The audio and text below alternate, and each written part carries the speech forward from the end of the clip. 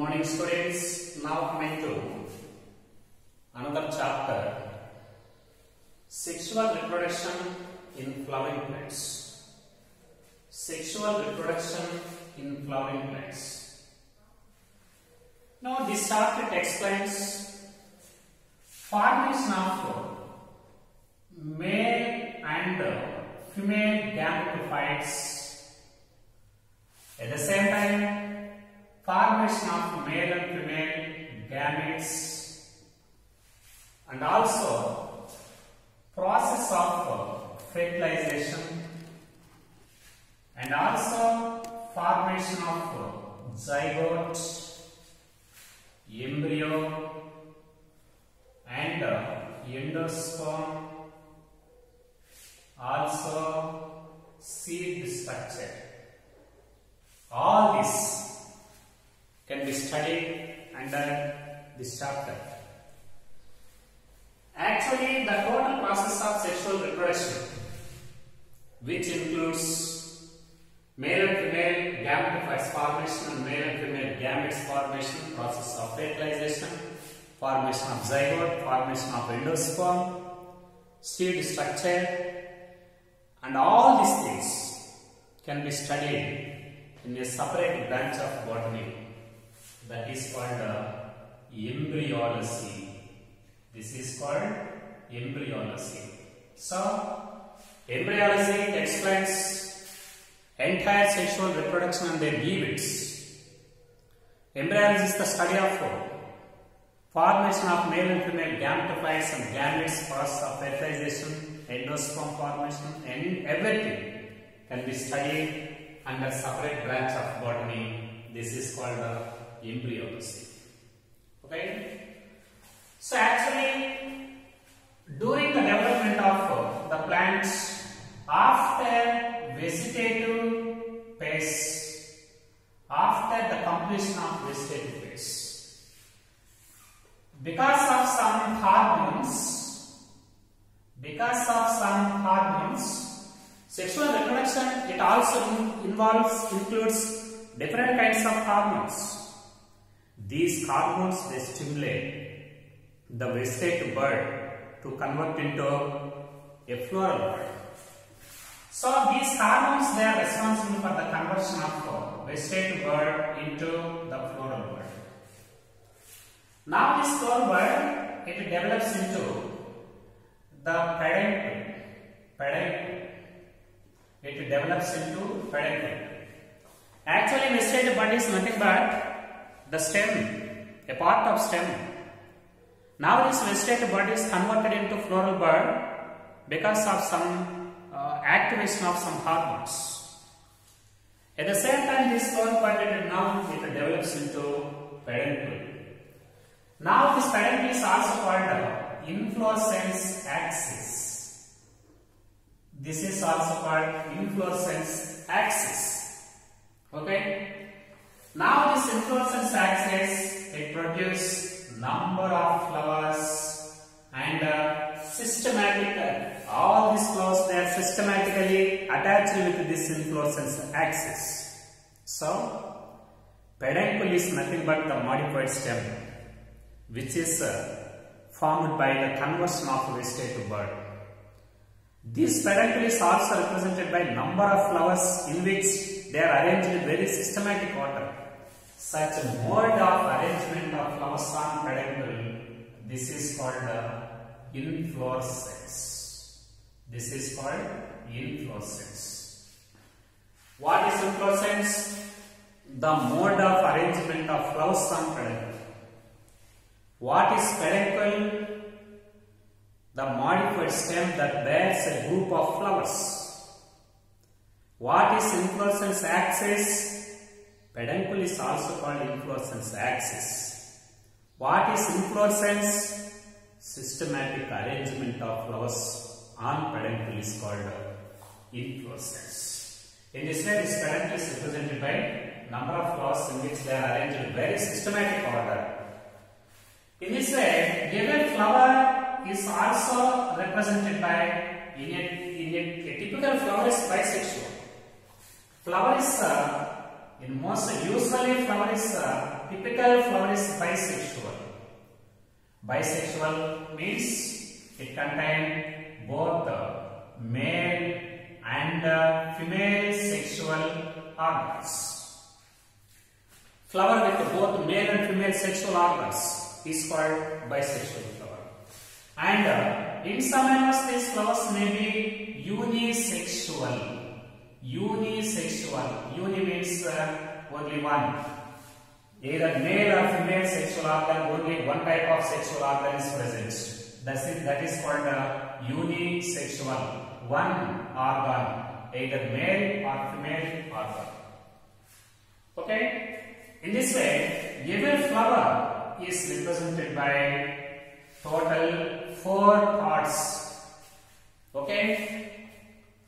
Every flower is represented by a stalk. Already know entire this information in the topic flower in morphology of flowering plants. Every flower is attached with the peduncle by a small stalk called pedicel. Flower with pedicel is pedicellate. Without pedicel is sessile. Flower pedicel, it is condensed into a disc-like structure. Now, this disc is called thalamus. This is called thalamus. And this thalamus is represented by total 4 nodes and 3 internodes. The leaves present at each and every 4 nodes of the leaves present in 4 nodes, they are modified into floral leaves.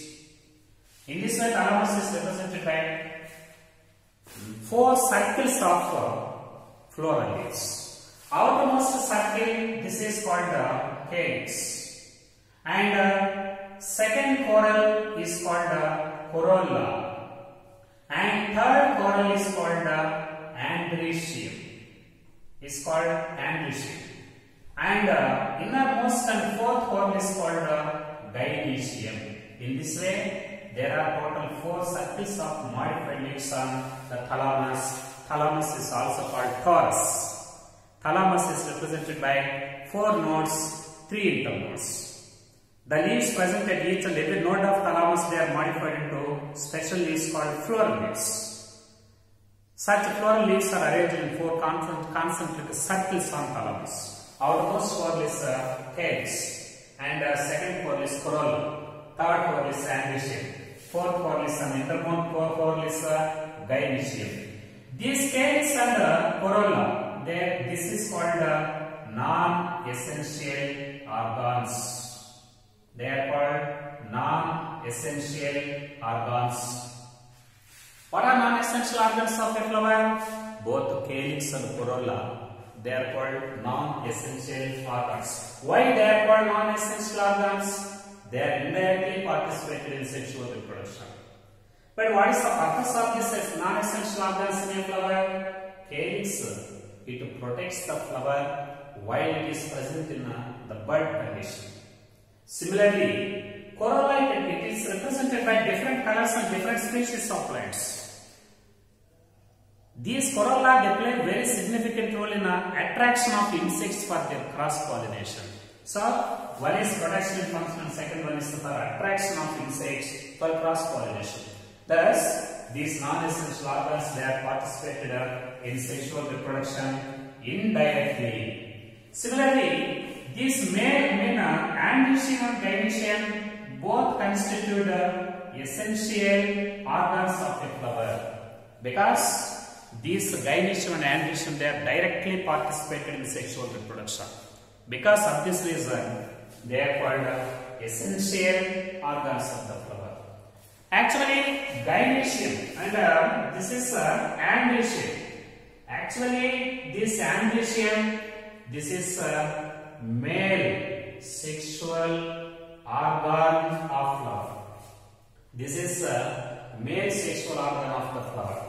Similarly, gynoecium is represented by gynoecium is called a female sexual organ.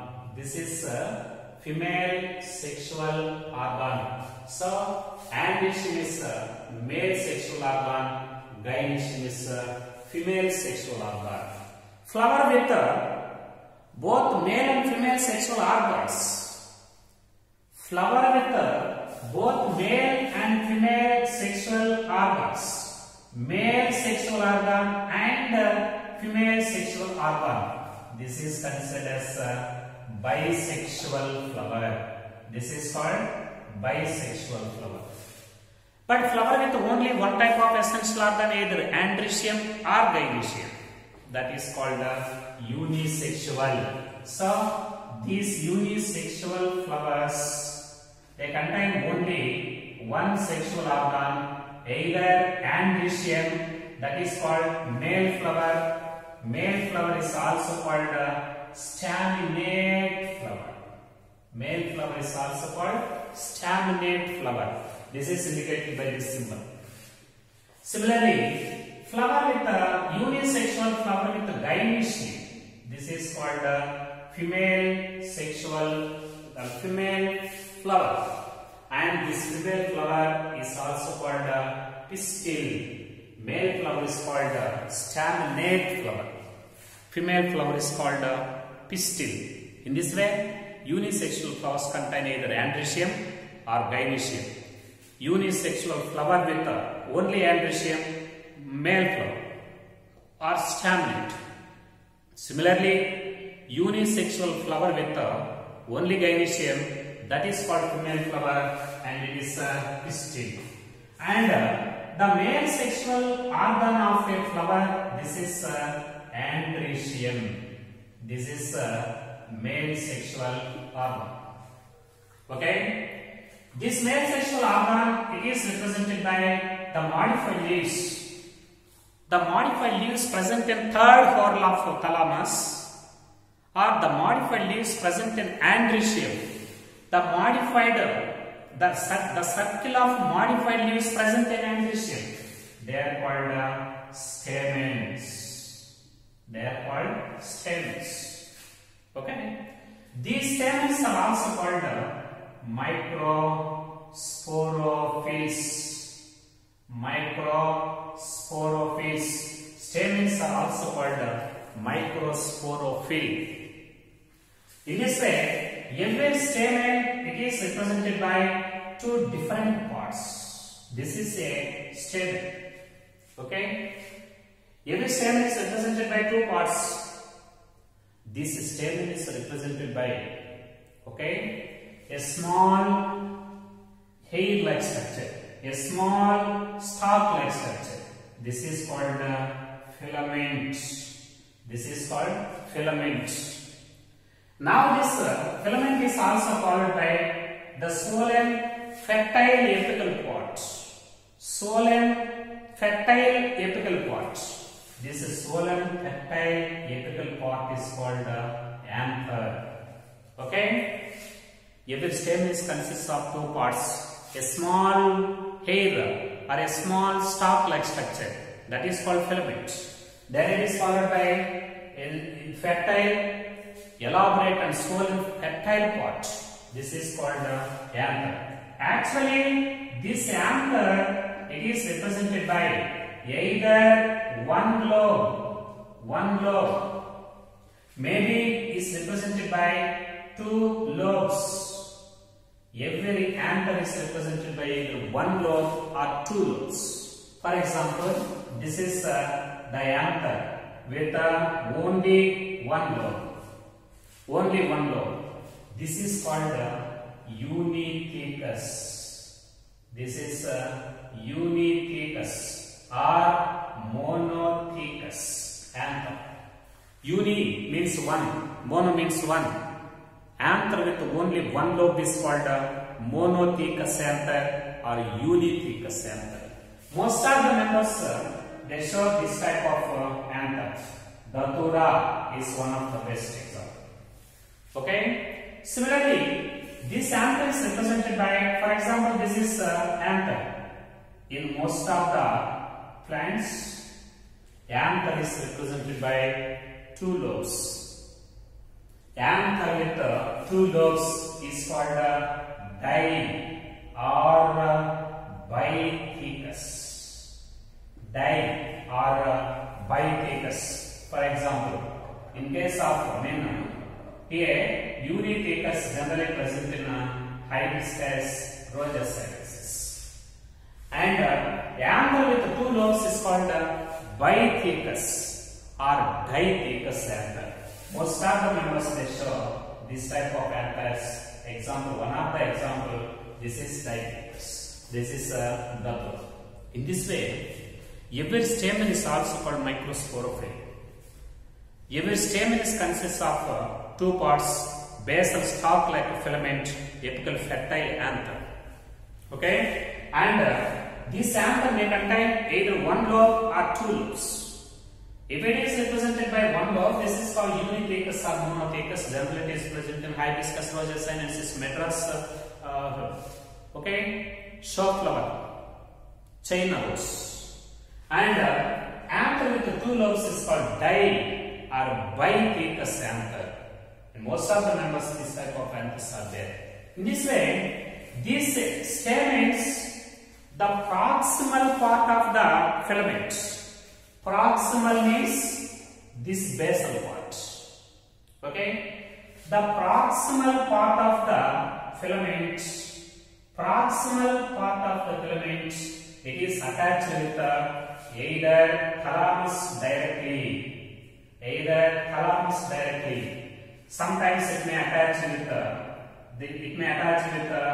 petals. It may attach with the petals. So the base of the filament, that is the proximal portion of the filament, it is may directly attach with the thalamus on third horn. Sometimes this proximal part of the filament it may attach with the petals. Means stamens are attached with the petals. The condition where the stamens are attached with these petals, this is called epipetalous. This is called epipetalous condition. Epipetalous condition. Best example for this epipetalous condition, this is brinjal. Is generally present in brinjal. In this way, these stamens may attach either thalamus directly or they may be attached with the petals. If they are attached with the petals of the flower, such a condition of flower or stamens is called epipetalous stamens. Stamens are attached with the petals. That is generally present in a brinjal. At the same time, the filaments association. Okay. For example, this is a filament, this is anther. Sometimes these filaments, for example, this is anther, dithecus anther. Sometimes this filament it may be attached with the base of the anther. Here, this is the base of anther. If the filament of the stamen is attached with the base of the anther, that is called basifixed. This is called basifixed. Okay. Sometimes in some members, for example, this is anther. Okay. Sometimes this filament it is attached with the mid dorsal side of the anther, attached with the back side of mid back side of the anther. This is called dorsifixed. This is dorsifixed. Sometimes this filament it may be attached from base to tip completely like this. Filament it is attached at the back side of the anther and it is attached from base to anther completely at the back side of the anther. That is called adnate. Adnate. Okay. Sometimes, for example, this is anther. Okay. This is anther. Sometimes the filament is pointed. Sometimes the filament is pointed. Very sharp pointed filament is there. Here the filament is very sharp and pointed and it is attached at the mid dorsal side of the anther at a point. Very, very important. Here the filament is pointed and sharp. Such pointed sharp tip of the filament it is attached with the mid dorsal side of the anther at a point. Such a association, this is called versatile. This is called versatile.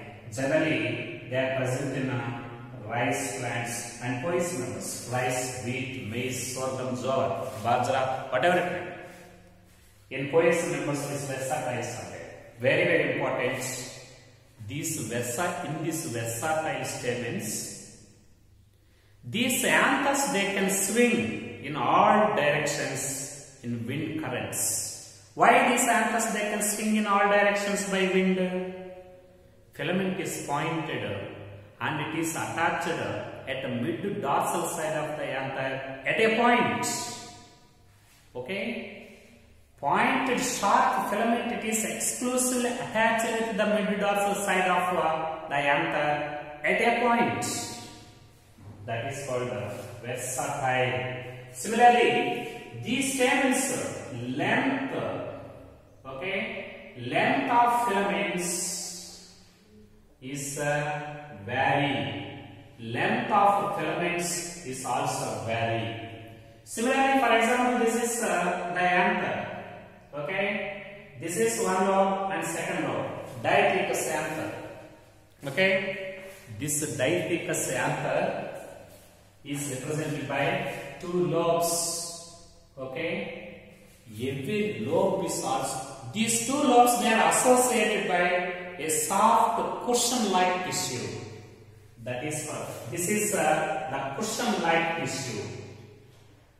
That in a diaticus anther, the two lobes they are attached with a cushion-like tissue. Such cushion-like tissue that connects the two lobes of a diaticus anther. This is called connective. This is called connective. At the same time, these two lobes, for example, this is the diaticus anther. This anther is represented by two lobes. Every lobe it consists of two sac-like structures. These, for example, this is one lobe. Two sac-like structures are there. This is another lobe with another two sac-like structures. In this way, every diaticus anther it is represented by two lobes. In case of monoticus anther, only one lobe is there, but two lobes are present in diaticus anther. Every lobe it is represented by two sac-like structures. They are called microsporangia. They are called microsporangia. This is microsporangia. One lobe, two microsporangia. The lobes and microsporangia, this is 1:2 ratio. In this way, diaticus anther is represented by total 4 microsporangia and monoticus anther is represented by 2 microsporangia. Always the number of lobes and microsporangia they exist 1:2. Every diaticus anther is represented by total 4 microsporangia in the 4 corners. Similarly, monoticus anther is represented by 2 microsporangia on either sides. There are 2 microsporangia. In this way, lobes and microsporangial ratio 1:2.